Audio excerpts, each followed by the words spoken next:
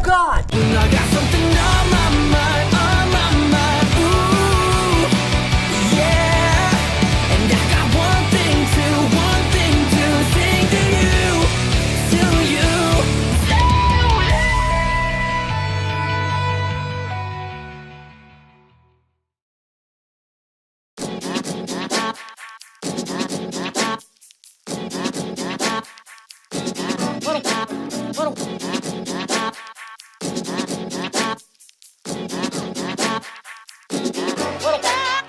Before we get today's video started, I want to let you guys know that you can get this exact shirt on www.raymondwarner.com for 20% off right now. You can get this shirt as well as all the other older designs. So it's this shirt, the Bones design, the Stitches design, as well as the Night Llama design. So if you guys have wanted one of these shirts for a really long time and you haven't gotten one yet, cruise over, and right now is the time to get one. So go down, click the link in the description, which is www.raymondwarner.com.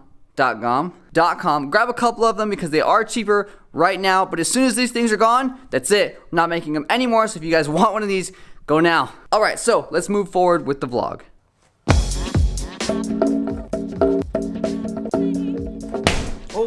Today we're going to be talking about how to make your scooter sound like this all the time. There's a few different perks about having a scooter that's dialed all the time. Number one, your scooter actually lasts longer when your scooter is dialed. And when we're saying dialed, for those of you guys that don't know, dialed means tight. Now, why does it last longer? Now, the reason that your scooter will actually last longer when your scooter is dialed is because parts that shouldn't be moving around all the time aren't. For example, your headset. Now, one thing that a lot of people don't know about headsets is they're actually a lot more fragile than you think. They are supposed to spin and they are supposed to take a good amount of pressure, but not a ton.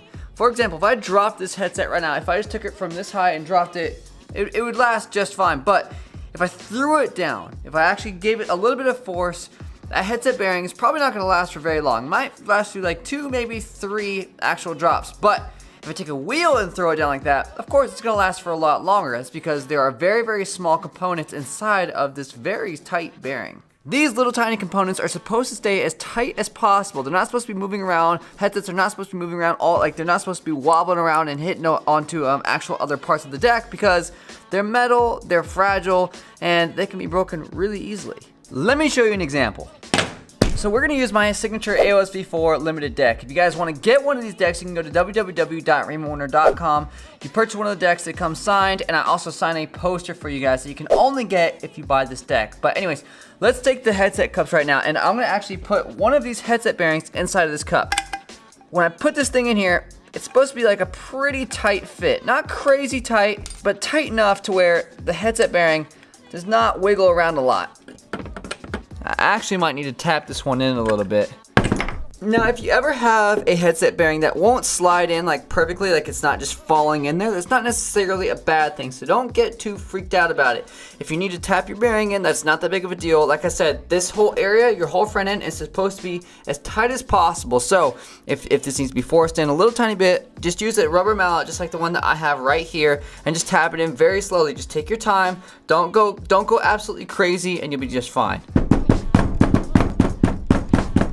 Alright, so now my headset bearing is pushed in, it's spinning just perfectly, and it's not moving around, as you guys can see. That's because this bearing is not supposed to move around. So now that we have the top bearing put in there, I'm going to put the bottom bearing right here. I'm going to put this one in that bottom cup.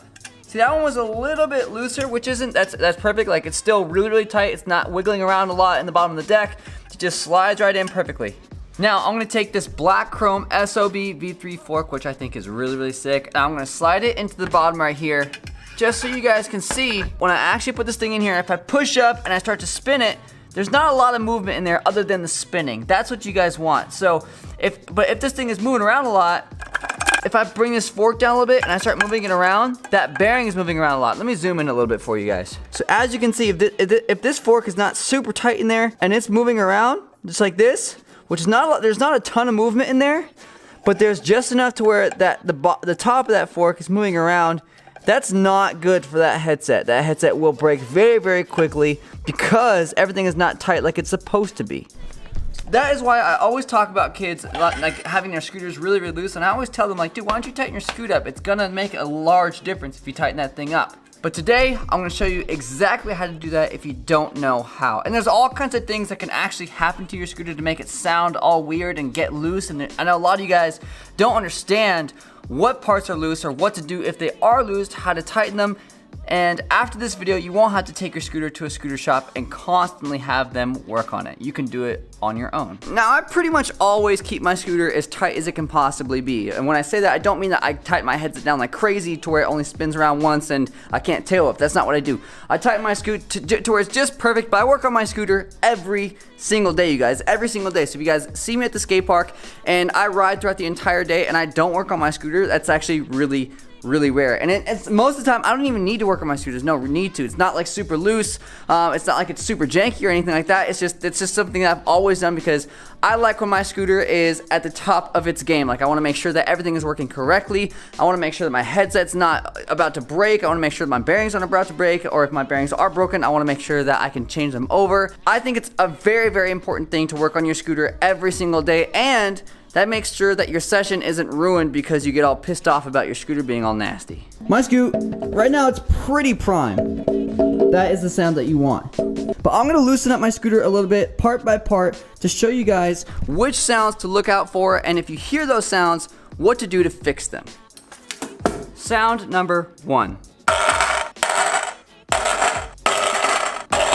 That's pretty much the most heard sound, and to me the most annoying sound that I ever hear on a scooter, and it's the highest pitched. Now, whenever you hear this sound, it's the wheels. Pretty much like the loudest sound that you ever hear on a scooter, it's wheels. All you need to do to fix this is check your front and back wheels, make sure they're tightened all the way. And when I say all the way, I mean all the way. Another way that you guys can tell that this is for sure that sound is if you hit your scooter in another spot without actually dropping it on the floor, like this.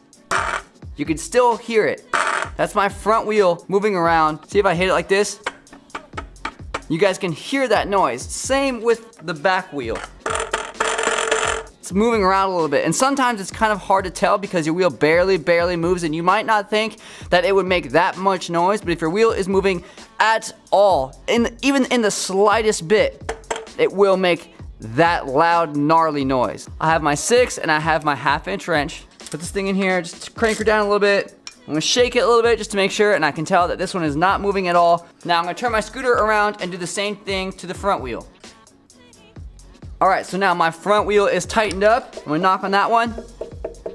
All you hear is my knuckles. Now I'm gonna test it out. I'm gonna drop it on the floor and see what kind of sound it makes now. All right, we're back in business. Sound number 2. This one's not quite as loud, but it sounds a lot like the wheels. Now, if you listen really quickly, it's not as gnarly. And this is kind of considering that you have a nylon brake. If you have a metal brake, if you have like a chromoly brake, it's probably gonna be a lot louder because it's kind of tinging up against the deck. But because this one is nylon, it has it almost acts like a sound deadener to where it's not quite as gnarly. So when this happens, it's just your brake.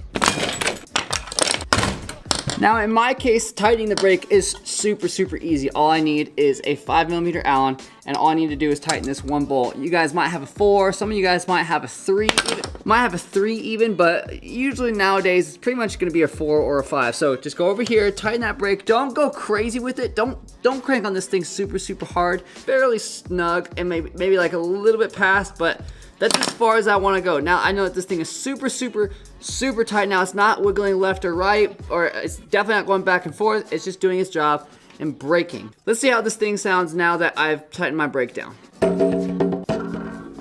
Oh God! Better. Sound number 3.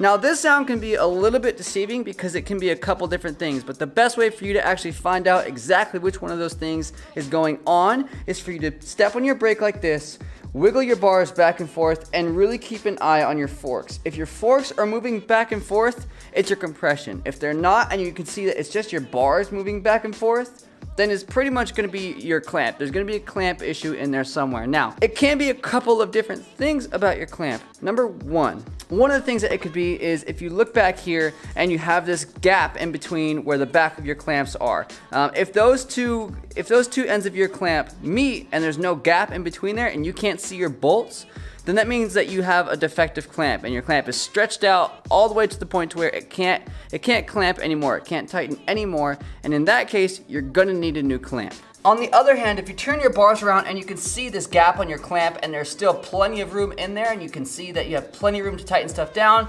you might just have something as simple as just tightening your clamp a little bit. As your clamp is something that you do want to crank on a little bit. You want to get it a good amount past the knuckle. I always put mine like pretty tight just to make sure that nothing's gonna fly off or anything like that. My alignment's not gonna come off. So if you have a little bit of a gap in there, you're good to go. If you don't have a gap in there, you're not good and you're gonna need a new clamp. Sound number 4. As you guys can hear, it sounds like my scooter is literally about to fall apart. It sounds like it's plastic. There's all kinds of different metally kind of sounds going on, and it's just terrible. It sounds like there's stuff in my bars almost, because my bar is technically moving around. Now, if you hear something like this, as drastic as this, it's always the same answer. And the funny thing about this sound is it's actually really easy to fix, but everybody overthinks it, and they think that if they take something apart, they're gonna break something on their scooter even more, and then they're gonna have to buy some new parts. Don't overthink this. It's super, super simple. To fix this problem, I need one tool, maybe two. I don't need a rubber mallet, don't need any tape, I don't need any bolts, I don't need a flathead, I don't need 409, I don't need any glasses, I don't need this broom, I don't even need a fire extinguisher. All I need are Allen wrenches. What's going on with my scooter right now is my compression is loose. Now, everybody freaks out about this word because it's longer than 3 letters long. Compression is pretty much an easy way of just saying, I need to tighten one bolt. To tighten your compression, start off by taking off your bars. In my case, I have 2 bolts that I loosen. If you have an SCS, it might be a little bit different. You might have 4 bolts, same idea, just loosen all of them and your bars will slide right off. Just like that. Put your bars aside for now. Now on an Envy, this is called an IHC compression system. Now, it even says it on there, IHC compression system. Now, again, this is the only bolt that I need to adjust right now. I don't need to adjust all kinds of stuff. I don't have to take my headset off. Everything is exactly how it's supposed to be. I just need to tighten one bolt. You tighten this thing down.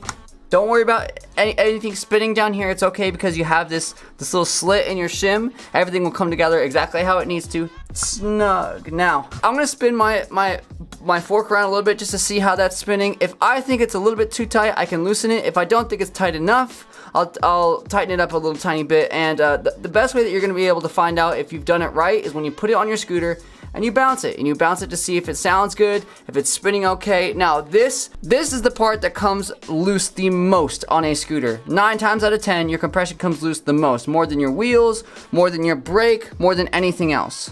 As for my scooter, now that I've already tightened up my compression, I know that my wheels are tight, I know that my brake is plenty tight, everything is good to go. All I need to do now is put my bars on and make sure my clamp is completely tightened down and my scooter will be ready to go.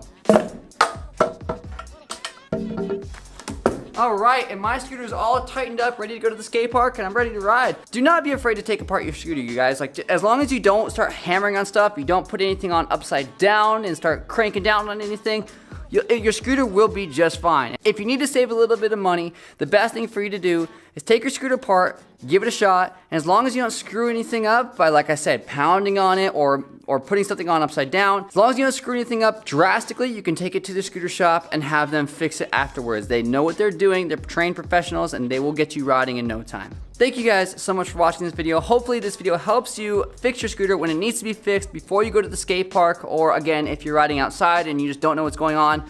Hopefully there's something in this video that you can take, learn, and maybe even pass on to some of your friends. If there's a topic in here that I didn't cover and you guys want to learn more about fixing your scooter, let me know in the comments below what problems you guys are having and I will get to them as soon as I can. But I'm done for the night. I gotta get this video edited, so until next time, I'm out. Later.